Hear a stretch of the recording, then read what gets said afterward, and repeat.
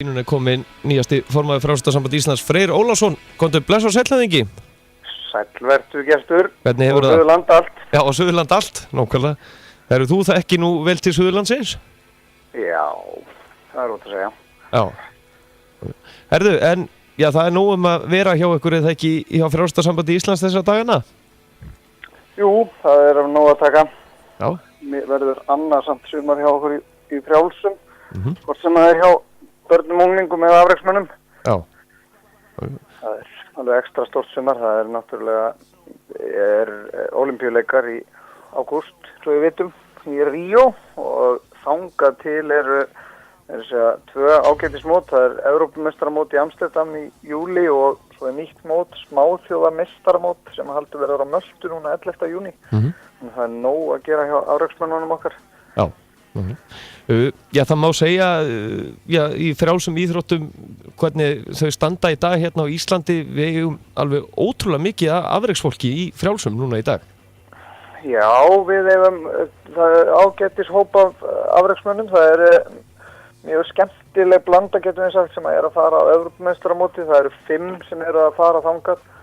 Það gömul kempaður, svo mætti segja, Ásdís Hjálmsdóttir og Anita eru báðar búin að tryggja sig inn, en svo eru líka ungir krakkar sem eru að fara með Guðni Valur, nýr og efnilegu kringlukastari, og Arna Stefánía, 400 metra gundarslaupari, Hafdísar. Þannig að það eru 5 að fara, þannig að þetta mjög flott blanda sem þarna að fara. Já, aðeins að þér sjálfum, já, hvað kemur til, þú ert búin að vera alltaf eða ekki svolítið í kringum frjálsar íþróttir? Ég kynntist frjálsum austur í Landeyjum í sveitinni og hef svona verið meir og minna utan í síðan með svona litlum hlýjum. Var á Laugarvatni í menntaskóla og elti þangað Þráinn Hafsteinsson og kynntist Kára Jónssoni þar og fleiri frábærum þjálfurum og síðan haldið áfram hérna í bænum. Þannig að þetta alveg svona, já, ástríða alveg út í gegn. Já, það ótt að segja það. Þetta sport gengur rauninu út á það að þeir eru tilbúinir að leggja handa plóg. Sjálfboðaliðar að halda mót og drífa þau áfram og sömuleiðis að hugsjónastarf í þjálfun. Þannig að það það sem þetta starf gengur út á. Og ég veit, Suðurland hefur nú verið heldur betur ríkt af svoleiðis hugsun af fólki náttúrulega í gegnum árin og eiginlega svolítið skemmtilegt frá því að segja að minna kjarnin í þjálfarahópi Reykjavíkurfélagana og í rauninni í félagsmálum alveg allar á Suðurlandi og Skarsteini. Já, enda það nú mikið svæði? Já, það mikið svæði. En hvernig svona staðan okkar Íslendinga í frjálsum íþróttum svona með eins og Norðurlöndin? Þetta náttúrulega endalaus sjálfboðavinna í kringum frjálsar íþróttir og Já, einmitt, við náttúrulega erum, Norðurlönd misjöfn, en samt spilað það eins uppstilt eins og á Íslandi, það að segja þetta byggist að talsverðuleyti á sjálfboðaliðum og í rauninni reyndar bara ennþá meira sjálfboða þjálfun hjá yngstu krökkunum á Norðurlöndunum. En það verður að segjast eins og að sambandi sem slíkt, og það hefur verið talsvert sterkara í rauninni frjálsvita samböndin á Norðurlöndum og Danir og Norðmenn og Svíar allir og Finnar verið með mjög sterk sambönd og geta haldið upp í rauninni sterku starfið þar, en starfið undanfarið á Íslandi hefur miklu frekar byggst á öflugum félögum sem eru að byggja upp sína iðkendur frekar heldur en að starfið hafi verið svo mikið inni í sambandinu. Þannig að það eru tækifæri. Já, en nú það ekki alltaf sama svona, hvað maður að segja, að það alltaf, við eigum alltaf svo mikið etnilegu frjálsítafólki og etnilegu íþróttafólki hérna á landinu. Svo þegar til þess að vera góður afreksmaður í frjálsum á heimslista og svo framvegis, hvað þarf að sá aðeinslega að gera til þess að ná svona langt? Við erum í sporti í frjálsum sem ekki auðvelt að vera atvinnumaður í. Það bara nánast útilokað. Þannig að má eiginlega segja í gegnum tíðina að flest allir íþróttamenn sem hafa náð verulega langt og þeir hafa farið út og verið þar í skóla og náðu að framfleyta sér, fengi skólastyrki og þannig í rauninni að þróa sig og þroska.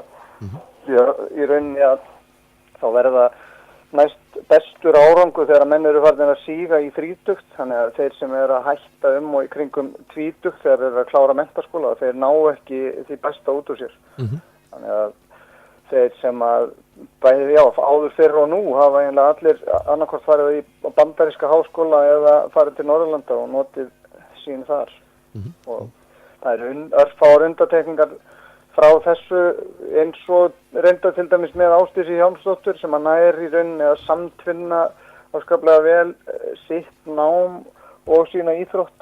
En með því að vera það að segja rauninni lengur hér á landi heldur en margir en flest allir hafa farið út til þess að ná að komast á næsta level. Það er sannarlega þannig að það er í rauninni afskaplega lítið sem að er styrkt afreks íþróttastarfi í þessum einstaklingsíþróttagreinum hér á landi. Þannig að þetta bara snýst yfirleitt það að menn eru að treysta á fjölskyldu stuðning yfirleitt ef þeir ætla að vera eitthvað í þessu. Það er opinbera styður afskaplega lítið við þetta starf. En verkefnin hjá ykkur, þau eru ansi víða mikil og það má segja að tímabilið í frjálsum það er núna í fullum gangi náttúrulega, byrja núna alveg endalaust á mótum, helgi eftir helgi og alla virka dagilega. Já, það byrja nú eiginlega með vormóti HSK núna sem er framöndan. Það má eiginlega segja að það marki upp á tímabilinu og síðan Ólympíuleikarnir í Ríó svona í 20. og 21. ágúst eru þeirra klárast í frjálsum, þannig að þetta er yfir sumarið, alveg, jáft og þétt. En það er náttúrulega yfir allan tíma og þið eru alltaf með þetta hann inn á fri.is þannig að fólk getur mætt og fylgst með mótunum. Sannarlega. Þau eru náttúrulega hér og hvar. Ég er nú ekki með mótaskrána alveg í haustum núna en það er náttúrulega eitthvað á mótum eru oft á Selfossvelli. Þannig að allavega tilvalið núna að kíkja á vormót HSK þar. Ég gleymi einu aðalmótinu sem yfirleitt slúttar tímabilinu, það er náttúrulega kastþreyt Óla Guðmunds á Selfossi. Já. En svona áður en ég slepp þér, þá get ég ekki annað en spurt að það er mikið rætt aðstöðu fyrir frjálstafólk og er ekki vandræði margir hverjir í bænum að vilja fá að æfa í frjálstafhöllinni Laugardalnum? Jú, það má eiginlega segja það. Við náttúrulega erum afskaplega þakklátt fyrir það þó að hafa að þessi höll hafi verið byggð hér í Reykjavík og síðan önnur í Hafnarfirði. En það er í rauninni ekki verið að nota þetta sem hreint og klárt íþróttahús, heldur var þetta byggt af samtökum atvinnulífsins og Reykjavíkurborg og þannig að þetta er nýtt mikið undir sýningar og þá er frjálsíþróttamönnum í rauninni vísað út meðan eitthvað er í gangi og svo hefur sömuleiðis verið að ásælast þetta hús fyrir alls konar íþróttir, alls konar.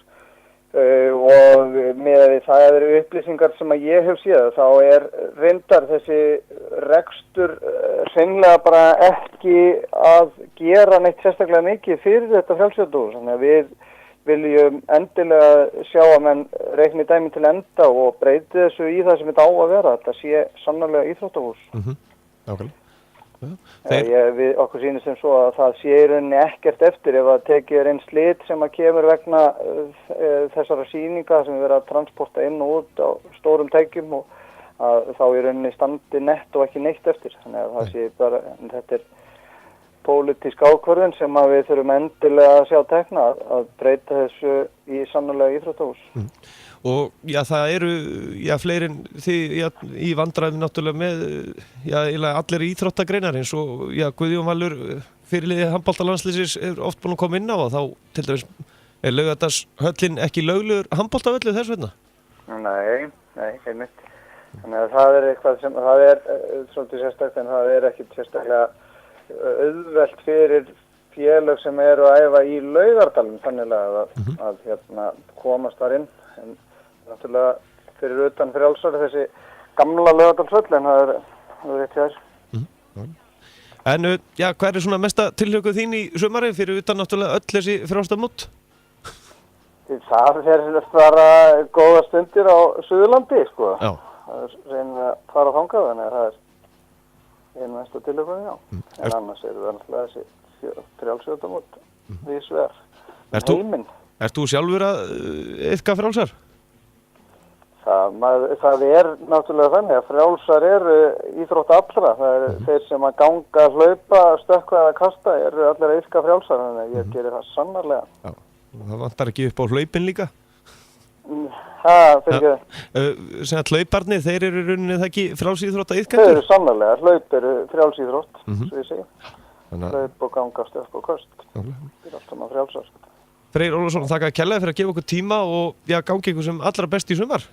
Þakka þér og þakka kærlega fyrir að leyfa mér að fara í loftið á Suðurlandi. Já, þakka þér fyrir sem leis. Okay.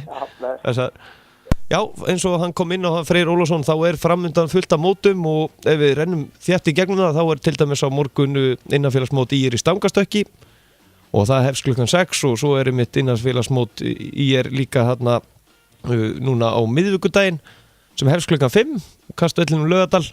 Svo er EM öldunga meðal annars í víðalangslaupum næstu helgi og vormót HSK líka sem er svona startpakkin eins og hann orðaða og það verður á Selfossvelli næstu helgi.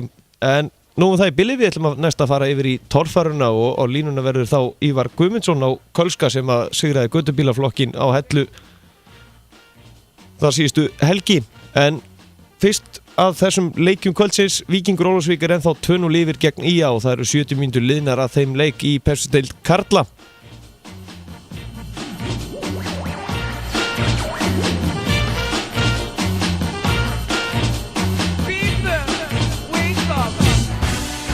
Allt sem tengist íþróttum. Sportátturinn mánudagskvöld á Suðurland FM.